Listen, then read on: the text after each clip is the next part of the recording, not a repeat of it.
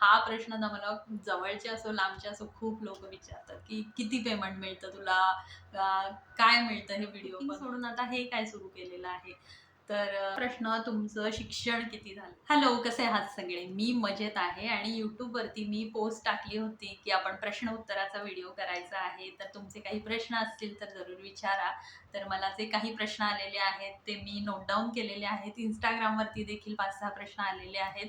तर सगळ्याची उत्तरं द्यायचा मी आज प्रयत्न करणार आहे. चला तर मग व्हिडिओला सुरुवात करू. तर पहिला प्रश्न आहे की तुम्ही व्हिडिओ एडिट कसे करता. तर InShot हा ॲप आहे, त्यामध्ये मी व्हिडिओ जे आहेत ते एडिट करते आणि त्याच्या आधी मी मोबाईल ट्रायपॉडला लावून जो मला प्रॉडक्ट रिव्ह्यू करायचा असेल तो शूट करून घेते, छोट्या छोट्या क्लिप्स बनवते आणि त्यानंतर मग हा एडिटिंगचा जो ॲप आहे InShot त्यामध्ये त्या क्लिप्स जोडून त्याचा एक छान व्हिडिओ बनवते, त्याला व्हॉइस ओव्हर करते आणि त्यानंतर तो माझ्या चॅनलवरती अपलोड करते. सेम तोच बनवलेला जो शॉर्ट व्हिडिओ आहे तो ॲज अ रील मी इंस्टाग्रामवरती देखील आता अपलोड करते. तर त्यानंतर आहे दुसरा प्रश्न की व्हॉइस ओव्हर. व्हॉइस ओव्हरला मी कधी कधी माईक जो मी तुमच्यासोबत रिव्ह्यू शेअर केलेला आहे त्या माईकचा तो माईक देखील यूज करते. आजूबाजूला शांतता असेल, गोंगाट नसेल तर मी माईक यूज करत नाही. आज जसं मी बिना माईकचंच, विदाऊट माईक आज तुमच्याशी बोलणं सुरू आहे माझं. तर कशी व्हॉइस क्वालिटी आहे सांगा. मी जेव्हा माईक वापरते व्हॉइस ओव्हर करताना त्याचा देखील क्वालिटी खरंच खूप छान आहे. तर अगदी 300-350चा तो माईक आहे आणि तो मी व्हॉइस ओव्हरसाठी यूज करते आणि InShotमध्येच व्हॉइस ओव्हरसाठी देखील एक ऑप्शन असतो, तर त्यामध्येच व्हॉइस ओव्हर देखील करते. तर पुढचा प्रश्न आहे की तुमचं गाव कोणतं. तर माझं गाव जे आहे ते सांगली जिल्ह्यातलं मिरज हे माझं माहेर आहे. पण लग्नानंतर आता मी 20 वर्ष झाली पुण्यातच स्थायिक आहे. तुमचे मिस्टर काय करतात, तुम्हाला मुलं किती, असा प्रश्न आहे एकाच लेडीजचा. तर मला एक मुलगा आहे जो की 18 वर्षाचा आहे आणि तो त्याचं शिक्षण घेत आहे. मिस्टर माझे जे आहेत ते सॉफ्टवेअर इंजिनियर आहेत आणि ते देखील पुण्यातच जॉब करतात. तुम्ही यूट्यूबला कधी सुरुवात केली. तर मी यूट्यूबला 2019ला सुरुवात केलेली आहे आणि त्याचा देखील डिटेल व्हिडिओ मी आपल्या चॅनलवरती अपलोड केलेला आहे. ज्यावेळी मला रेग्युलर पेमेंट सुरू झालं आणि त्यातून मी आपल्या यूट्यूब चॅनलसाठीच हा मोबाईल खरेदी केला होता आणि यूट्यूब पेमेंटमधून केलेली खरेदी असा तो व्हिडिओ बनवलेला आहे आणि त्यामध्ये मी माझी जर्नी सांगितलेली आहे यूट्यूबची. तर हा 2019ला मी चॅनल सुरू केलं, ज्यावेळी मी माझ्या मिस्टरांसोबत आउट ऑफ इंडिया राहत होते.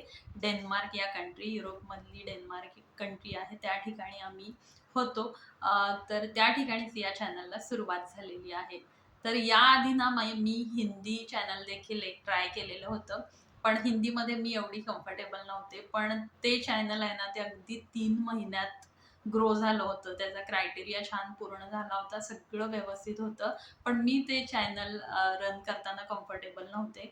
कारण बऱ्याच वेळेला व्हॉइस ओव्हर करताना मला फंबल व्हायचं की या शब्दाला काय म्हणायचंय आणि माझे मराठीतूनच शब्द निघून जायचे. त्यामुळे मग मी ते चॅनल बंद केलं आणि मराठीमध्ये पुन्हा स्टार्ट केलेलं आहे.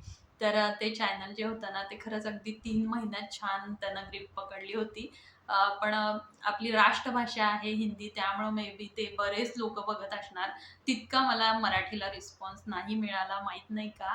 पण असो, आहे तो रिस्पॉन्स देखील मला भरपूर आहे असं वाटतं आणि तुम्हाला सगळ्यांना व्हिडिओ आवडतात याचा देखील मला आनंद आहे.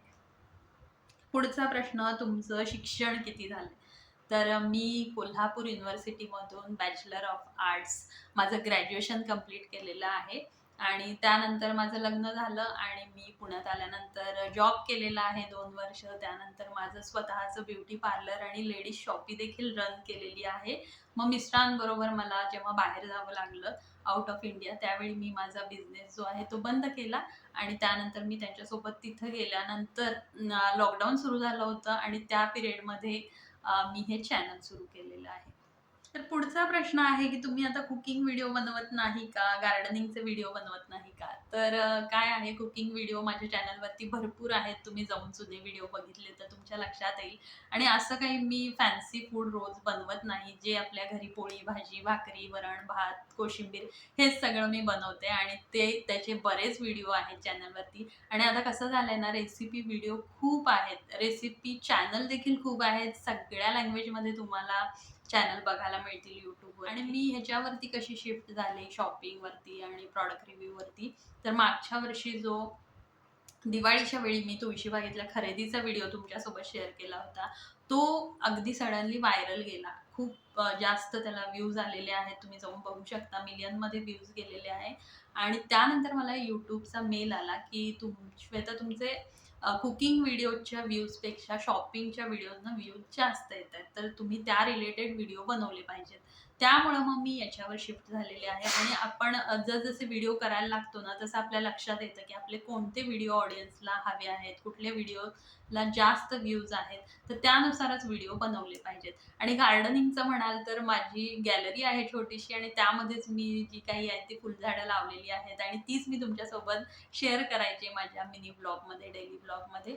तर ते तुम्हाला आवडायचं बघायला. तर असं मी गार्डनिंग वगैरे असं खूप काही करत नाहीये. छोटीशी फुलझाडांची माझी टेरेस गार्डन आहे, ती मी तुमच्यासोबत शेअर करायची.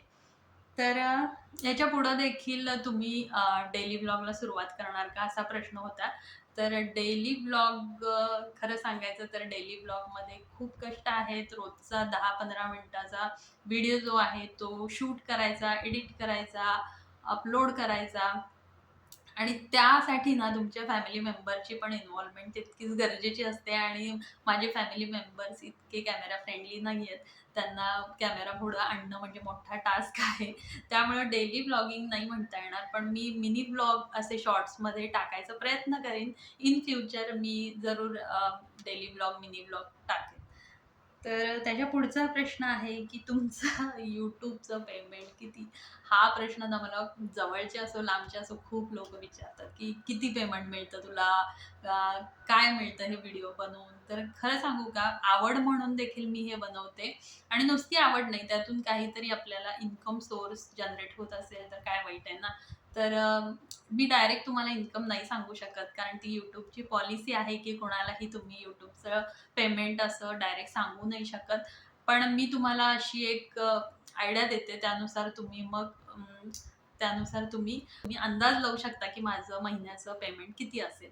तर आत्ता सध्या जो गोल्डचा रेट आहे सोन्याचा, 24 कॅरेट सोन्याचा जो रेट आहे, त्यानुसार महिन्याला मी 1 ते 1.5 ग्रॅम सोनं आरामात खरेदी करू शकते. इतकं माझं पेमेंट महिन्याला येतंय.